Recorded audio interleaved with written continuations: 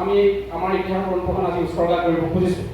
BK. ভাণ্ডাৰীয়ে প্ৰস্তাৱ দিয়া এই কলেজখন প্ৰতিষ্ঠা হোৱাৰ পাছত কলেজখনৰ প্ৰথম 10টা বছৰ আছিলে অত্যন্ত সংকটপূৰ্ণ আৰু মুষ্টি ভিক্ষা কৰি কলেজখন জীয়াই ৰাখিবলগীয়া হৈছিল।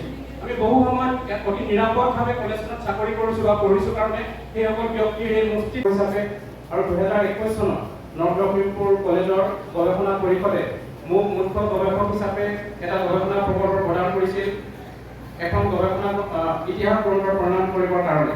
মোৰ লগত দুগৰাকীৰ প্ৰেৰণা আৰু উৎসাহত আমি কামটো শেষ পৰ্যায়লৈকে আনিবলৈ চেষ্টা কৰিলোঁ আৰু আজি আপোনালোকৰ সন্মুখত এই কামটো পৰিণতি হিচাপে এখন গ্ৰন্থ তুলি দিবলৈ আমি চেষ্টা কৰিছোঁ।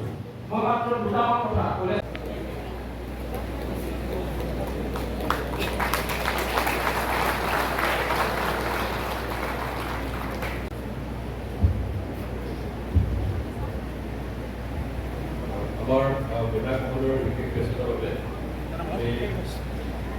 সত্ত্বেও আমাৰ কলেজৰ ৰিজাল্ট দিলে কিন্তু আপুনি জনপ্ৰতিনিধি হিচাপে আমাক সুবিধা দিব পৰা নাই। তেতিয়া মই লাজতে কৰিবা কিয় আৰম্ভণিতে যদি ইনফ্ৰাষ্ট্ৰাকচাৰৰ পৰা আৰম্ভ কৰে তেতিয়া একাডেমিকটো একেবাৰে পাছ কৰি দিছে।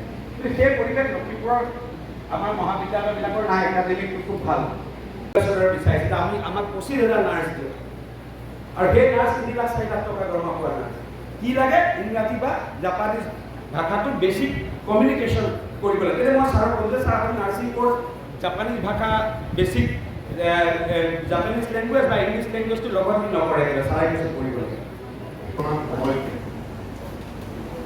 এটা বহুত ডাঙৰ প্ৰযুক্তিগত পৰিৱৰ্তন মানৱ সভ্যতা তাক আমি নিজ চকুৰে দেখিবলৈ পাইছোঁ বা আমাৰ পঞ্চ ইন্দ্ৰিয়ৰ দ্বাৰা আমি তাক অনুভৱ কৰিব পাৰিছোঁ। আনকি আমি বহুতে সেই প্ৰযুক্তি ব্যৱহাৰ কৰোঁ। একেটা সময়তে ভাৰতবৰ্ষ আমাৰ শিক্ষা ব্যৱস্থাৰ এটা ব্যাপক ৰূপান্তৰৰ প্ৰক্ৰিয়া 2020 চনৰ পৰা আৰম্ভ হৈছে।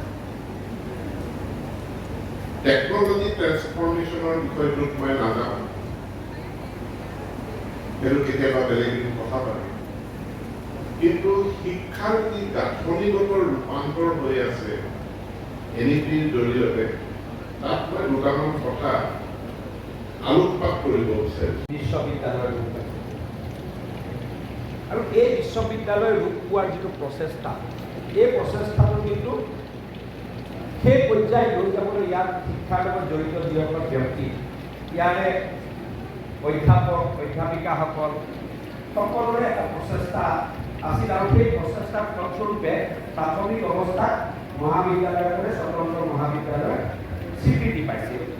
তাৰপিছত ছাৰে এটা কথা ক'ব পাহৰিলে বিশ্ববিদ্যালয় কৰা চবতকৈ প্ৰথম ইনিচিয়েটিভ লোৱা মানুহজন গভৰ্ণৰ জগদীশ মুখী ডাঙৰীয়া আছিল। আমাৰ গভৰ্ণৰ ছাৰে মই সদায় মই ছাৰক কওঁ ছাৰ আমি ইউনিভাৰ্চিটি কৰিব পাৰিলে বৰ ভাল আছিল। মুখ্যমন্ত্ৰীৰ তহঁতৰ তাত এখন ইউনিভাৰ্চিটি ইতিমধ্যে আছে কাৰণ মাধৱদেৱ ইউনিভাৰ্চিটি হৈ গৈছে আৰু সৰু এখন জিলা দুখন ইউনিভাৰ্চিটি। তেতিয়া মই ৰণুজদাক ধৰিলোঁ, ৰণুজদাক পাৰিনে? ৰণুজদাক একদম পাৰি, মই পঢ়াই মহাবিদ্যালয় তুমিও পঢ়া মহাবিদ্যালয় একদম পাৰি। আৰু আমি অকণমান লবিও কৰিলোঁ গভৰ্ণৰৰ লগত হয় নে ৰণুজদাক কেইবাখনো মিটিঙত আৰু ছাৰে কিন্তু খুব ধুনীয়াকৈ কামখিনি আগবঢ়াই লৈ গৈ আমি যেতিয়া বিশ্ববিদ্যালয়ৰ মুখ্যমন্ত্ৰী অনুমতি দিলে যে নহয় লখিমপুৰ বিশ্ববিদ্যালয় বাজেটত আহি গ'ল। আমি বাজেটত ৰণুজ দাই মই লাগি মেলি বাজেটত আহিলোঁ যে এইখন লখিমপুৰ বিশ্ববিদ্যালয় ঘোষণা কৰিলোঁ। তাৰপিছত বিলৰ কথা আহিল। আপুনি ইমান যেতিয়া ছাৰ কৰিব মই ছাৰে কিমানবাৰ বহিছোঁ বিলৰ কাৰণে কমিশ্যনাৰ লগত। মোৰ কথা হ'ল যে আমি যে বিশ্ববিদ্যালয়খন কৰিছোঁ আজিৰ পৰা 40 বছৰ 50 বছৰ আগৰ শিক্ষানুষ্ঠানৰ লগত আজিৰ শিক্ষানুষ্ঠানৰ তুলনা কৰিলে নহ'ব। আজি